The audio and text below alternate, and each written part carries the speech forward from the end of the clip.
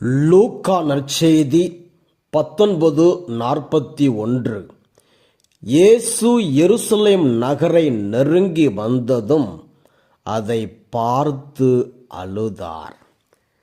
இறை இயேசுவில் அன்புமிக்க சகோதர சகோதரிகளே, நாம் யாரை அன்பு செய்கிறோமோ அவர்கள் அழிவுறும் போது நாம் அழுகின்றோம், வருந்துகின்றோம், துக்கப்படுகின்றோம்.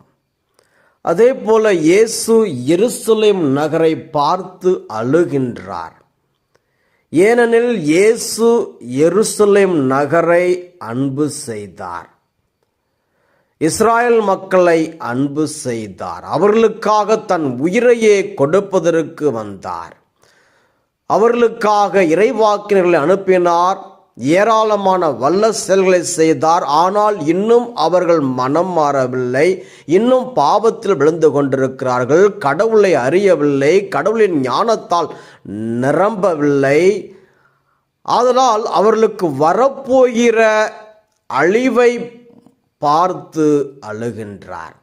எதிரிகள் எவ்வாறு வந்து எருசலேம் கோவிலை இடித்து தரைமட்டமாக்கப் போகிறார்கள், எவ்வாறு அவர்களை அடிமைகளாக்கப் போகிறார்கள் என்பதையெல்லாம் நினைத்து கண்ணீர் வடித்து அழுகிறார். அன்பார்ந்தவர்களே, இந்த நாளிலே நம்மையும் பார்த்து ஆண்டவர் சொல்லுகிறார், பாவத்திலிருந்து வெளியில் வா, பாவத்தை விட்டுவிடு, இது வேண்டாம், அது உன்னை அடிமையாக்கும், அதனால் வருவது தீமை, அடிமைத்தனம், ஆண்டுடைய ஆசீர்வாதத்தை இழந்து விடுவாய்.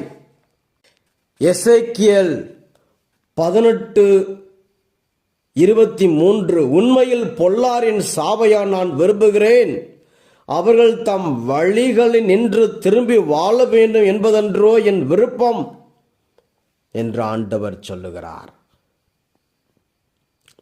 நினைவே மக்கள் எப்பொழுது சாக்கு உடை உடுத்தி உபவாசம் இருந்து தங்கள் பாவங்களை விட்டுவிட்டு ஜெபிக்க ஆரம்பித்தார்களோ ஆண்டவர் அவர்களை ஆசீர்வதித்தார், அவர்களை அழிவிலிருந்து காப்பாற்றினார் என்று யோனா புஸ்தகத்திலே வாசிக்கிறோம்.